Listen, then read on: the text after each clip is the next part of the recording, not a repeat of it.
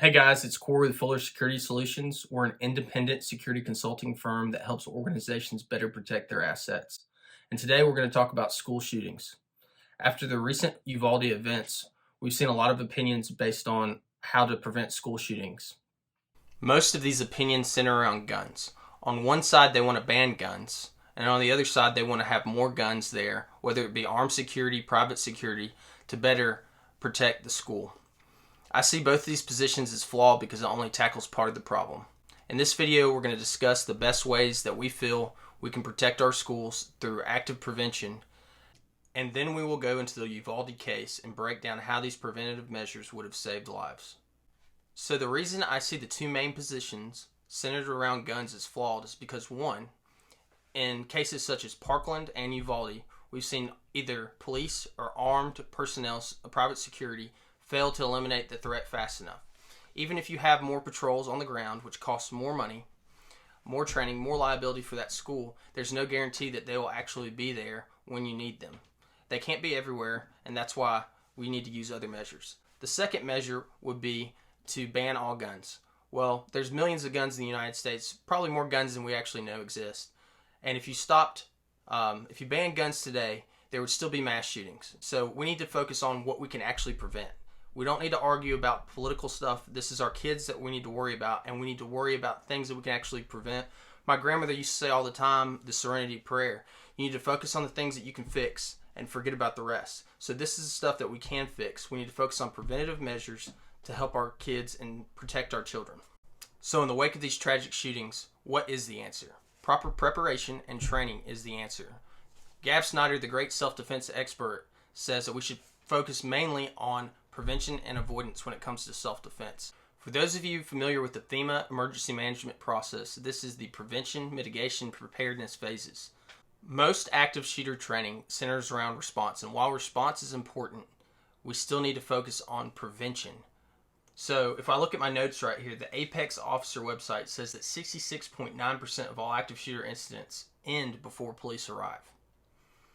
Of those, we know the duration is 69.8% ended in 5 minutes, with 36.5% ending within 2 minutes.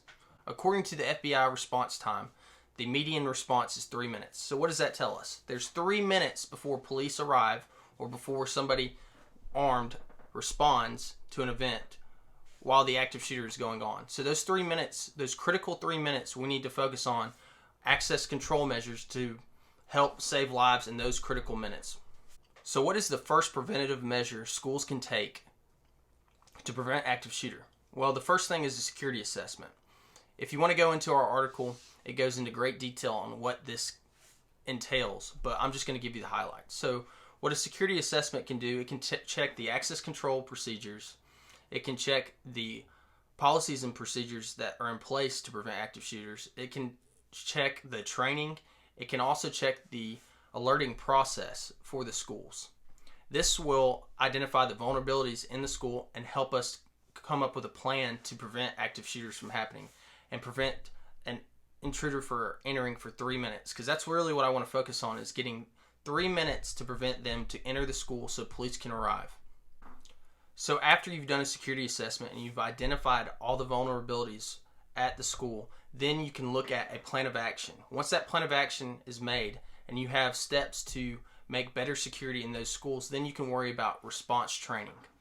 I'm not going to go over response training here. If you want to look at how better response tactics could have saved lives in the Uvalde case, Mike Glover has a great video on that. We're not going to focus on tactics here. We're just going to focus on preventative measures. So now we're going to look at the Uvalde case and break down how preventative measures and contingencies could have saved lives in the Uvalde shooting. So at 11:30, the suspect was seen with a gun by one of the coaches. The coaches calls over the radio, and the principal receives that alert. The principal was the only one that received that alert, and she attempted to use the Raptor system that they had just in place, I believe in February of 2022, to alert the rest of the school. That failed due to Wi-Fi. So one of the things that would have been noted in a plan would have been a PACE plan. So your primary, alternate, contingency, and emergency communications. So all communications broke down here. So despite there being a known issue with the Raptor system and a lack of contingencies, the teachers failed to alert the rest of the school. An intercom system or various other methods for contingency communications could have helped lock down the school and alerted the teachers to initiate lockdown procedures. If we back up in the timeline a little bit, at 11:27, a teacher propped open one of the exterior doors to the school with a rock. So what this was identified as was a culture for leaving the exterior doors unlocked, which is unacceptable. If you look into the policies, they even had policies that one of the doors to the exterior were open at all times, which is, in my opinion, very negligent. But so that's another thing. So you need to look into the culture of your school and actually enforce the policies and procedures in place. So at 11:29, the same teacher that placed the rock to prop the door open saw the shooter and took the rock out and shut the door. She attempted to alert and lock down other teachers, but still there was not a streamlined communication process to alert all the teachers. So not all the individuals were informed that there was a shooter on the grounds. Not only that, but even when she shut the door was not locked. So that when the shooter entered finally, he was able to easily access the interior of the school. So at 11:33, the shooter easily walked into the school. And 30 seconds later, he walked into classroom 111, which had known issues that were reported that the lock on the door was operable, but it was difficult to lock. And therefore, it was not locked that day. If teachers were informed faster and or a work order fixed the lock, it could have saved the lives in those classrooms. Lastly, I want to go over some hardware issues with the school. So they had security cameras, but these security cameras were not actively monitored. They were used as evidence, and many of y'all saw the video after the fact that gave us the ability to go back and do a after action report on this shooting. But still, this is just a response measure. It's evidence. It's not preventative. If you want to prevent something, you need active monitoring that can alert people prior to a shooter getting to the school and accessing it so you can lock down quicker.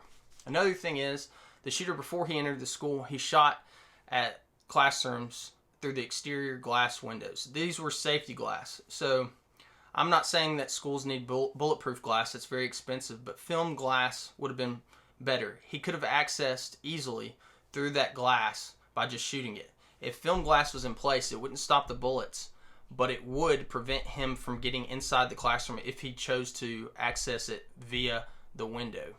And film glass will help schools save on HVAC costs. We need to look at cost-saving things that we can do when looking at security measures with our schools, because we do not have an unlimited budget, unfortunately. So in conclusion, guys, I have a better article that outlines every little detail about this shooting on our website. We'll have a link in the description. But this should hit close to home, and we need to do a better job of protecting our schools and our children. These are measures that we can actually take. We don't have to rely on a police force. We don't have to rely on external private security. This is stuff that we can do now. This is stuff that parents can demand, a security assessment, and we can ensure that a plan is made to fix the vulnerabilities that we find in these assessments. So if you're a parent or just a concerned citizen, what you need to do is you need to go to your school and you need to demand for the current copy of a security assessment. You need to look at that assessment and make sure they're actively working towards increasing the security posture based off that security assessment. It's up to us to make sure our schools are accountable and our children are safe. In closing, I hope this helps. If you want more information, look at the article. And I think we need to get serious about active prevention when it comes to school shootings.